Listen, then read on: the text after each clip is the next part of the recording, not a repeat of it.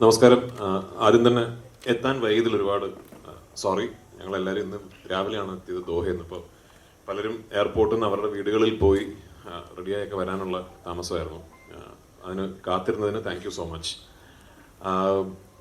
ഗുരുവായൂർ അമ്പലനടയിൽ എന്ന് പറയുന്നത് E4 എൻ്റർടൈൻമെൻറ്റും ഞാനും അസോസിയേറ്റ് ചെയ്യുന്ന മൂന്നാമത്തെ സിനിമയാണ്.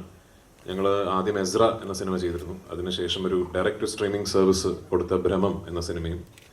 ഇന്നിപ്പോൾ ആദ്യമായിട്ടാണ് ഞങ്ങൾ കോ പ്രൊഡ്യൂസേഴ്സായിട്ട് E4 എൻ്റർടൈൻമെൻറ്റും പൃഥ്വിരാജ് പ്രൊഡക്ഷൻസും ചേർന്ന് ഒരു സിനിമ നിർമ്മിക്കുന്നത്.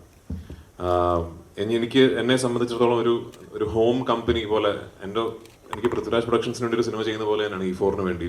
അത്രയും ഒരു ക്ലോസ് അസോസിയേഷനാണ് മുകേഷ് സാറും ഞാനും, സഞ്ജയ്, സാരഥി, വിവേക്, ഇവരെല്ലാവരുമായിട്ട്.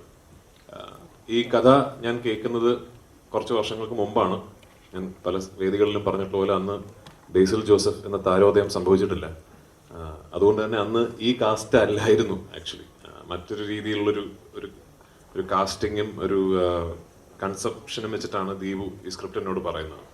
പിന്നീട് ഞാനും ആടുജീവിതം അതിൻ്റെ തിരക്കുകളൊക്കെ ആയിട്ട് പോയി. കുറച്ച് വർഷങ്ങൾക്ക് ശേഷം ഈ കഥ വിപിന് ചെയ്താൽ കൊള്ളാമെന്ന് പറയുകയും അങ്ങനെയാണ് ഈ പ്രോജക്റ്റ് വീണ്ടും ഓണാവുന്നത്. അതിൽ വിപിൻ വരുത്തിയ ഒരുപാട് മാറ്റങ്ങളുണ്ട് ഈ സ്ക്രിപ്റ്റിലും ഒക്കെ തന്നെ. അതിൽ ഏറ്റവും വലിയ മാറ്റം ഈ ഒറിജിനലി പറഞ്ഞ കാസ്റ്റിങ്ങിൽ നിന്നും ഈ രണ്ട് കഥാപാത്രങ്ങൾ ബേസിലും ഞാനും ചെയ്യുക എന്നുള്ളതാണ്. അപ്പോൾ സ്വാഭാവികമായിട്ടും ഈ രണ്ട് കേന്ദ്ര കഥാപാത്രങ്ങൾ മാറുമ്പോൾ ചുറ്റും നിൽക്കുന്ന എല്ലാ ആക്ടേഴ്സിൻ്റെയും കാസ്റ്റിംഗ് മാറേണ്ട ഒരു ആവശ്യം വരും. അങ്ങനെയാണ് ഈ സിനിമയിൽ ഇപ്പം നിങ്ങൾ ഈ കാണുന്ന ഇത്ര മാത്രമല്ല കേട്ടോ, ഒരു 10-40ഓളം ആർട്ടിസ്റ്റുകളുള്ള സിനിമയാണ്.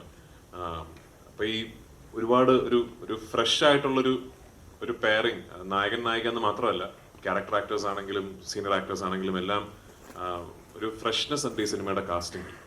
ഒരുപാട് നാളുകൾക്ക് ശേഷമാണ് ഞാൻ പേഴ്സണലി ഇത്രയും നടീനടന്മാർ ഒരുമിച്ചൊരു സെറ്റിൽ ഉണ്ടാകുന്ന ഒരു സിനിമയിൽ അഭിനയിക്കുന്നതും അത്തരം ഒരു സെറ്റിൽ ഞാൻ ഉണ്ടാകുന്നതും ഒരുപാട് നാൾക്ക് ശേഷമാണ്. ഈ സിനിമയിലെ ഏറ്റവും വലിയ സന്തോഷവും അത് തന്നെയായിരുന്നു.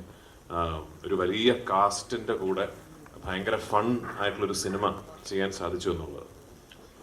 ഇനിഷ്യലി ഞങ്ങൾ ഈ സിനിമ പ്ലാൻ ചെയ്തിരുന്നതിനേക്കാൾ ഒരുപാട് വലിയ സിനിമയാണ് ഇപ്പോൾ. അതിന്റെ സ്കെയിൽ എന്ന് പറയുന്നത് ഈ സിനിമയിൽ വിപിൻ പറഞ്ഞതുപോലെ ഈ നടീനടന്മാരുടെ എണ്ണം കൂടുകയും നമ്മൾ ആദ്യം കൺസീവ് ചെയ്തതിനേക്കാൾ കുറെ കൂടെ വലിയ രീതിയിൽ ഈ സിനിമ എടുക്കാൻ സാധിച്ചു എന്നുള്ളതുകൊണ്ടാണ്. പക്ഷേ ആസ് പ്രൊഡ്യൂസേഴ്സ് മുകേഷ് സാറിനും എനിക്കും ഈ അവസരത്തിൽ വിപിനും വിപിൻ്റെ ടീമിനോടും, അതായത് വിപിൻ പറഞ്ഞ പോലെ കുറേ പുതിയ ആൾക്കാരാണ് ഈ ടീമിൽ കൂടുതലും ഉള്ളത്, ആ ടീമിനോടുമാണ് നന്ദി പറയേണ്ടത്. കാരണം ഒട്ടും സ്ട്രെസ്ഫുൾ അല്ലാത്ത, വളരെ എൻജോയ് ചെയ്ത് ഒരു ടെൻഷൻസും ഇല്ലാതെ തീർന്ന ഒരു ഷൂട്ടിംഗ് പ്രോസസ്സാണ്. നിർഭാഗ്യവശാൽ ഈ സിനിമയുടെ ചിത്രീകരണത്തിനിടയിൽ എനിക്കൊരു പരിക്ക് സംഭവിക്കുകയും ഒരു നീ സർജറി ചെയ്യേണ്ടി വരികയും അങ്ങനെ ഒരു 4 മാസത്തോളം എനിക്കൊരു ബ്രേക്ക് എടുക്കേണ്ടി വന്നതിൻ്റെ ഭാഗമായിട്ടാണ് ഈ സിനിമ ഇത്രയും നീണ്ടുപോയത്. അല്ലെങ്കിൽ ഇതൊരു 1 വർഷക്കാലം ഒന്നും നീണ്ടു നിൽക്കേണ്ട ഒരു പ്രോസസ്സ് ആയിരുന്നില്ല. എന്നിരുന്നാലും ഇന്നിപ്പോൾ ഭംഗിയായിട്ട് ഈ സിനിമ ചെയ്തു തീർക്കാൻ സാധിച്ചു. ഈ 16-ാം തീയതി ലോകമെമ്പാടുമുള്ള തിയേറ്ററുകളിൽ ഒരു വലിയ റിലീസായി ഈ സിനിമാ പ്രേമികൾക്ക് മുമ്പിൽ എത്തുകയാണ്. നിങ്ങളുടെ എല്ലാവരുടെയും അനുഗ്രഹവും പ്രാർത്ഥനയും ഈ സിനിമയ്ക്ക് ഇപ്പോൾ ഉണ്ടാവണം. Thank you so much. എല്ലാവരും ഓൾമോസ്റ്റ് ടെക്നീഷ്യൻസ് എല്ലാം പുതിയ ആൾക്കാരാണ് നമ്മൾ വർക്ക് ചെയ്യുന്നത്. അപ്പം അതിൻ്റെ ഒരു മെയിൻ അഡ്വാൻറ്റേജ് എനിക്ക് അവരെല്ലാം ഈ 1.5 വർഷത്തേക്ക് കിട്ടിയെന്നുള്ളതാണ്. അപ്പം ഈ സിനിമ അവരുടെ കൂടെ സിനിമയാണ്. അപ്പം അവർക്ക് ഞാനൊരു താങ്ക്സ് പറയാൻ ഈ സ്പേസ് ഞാൻ യൂസ് ചെയ്യണം. കൂടെ എല്ലാവരും ഈ സിനിമ കാണണം എന്ന് ഞാൻ അഭ്യർത്ഥിക്കുന്നു. Thank you.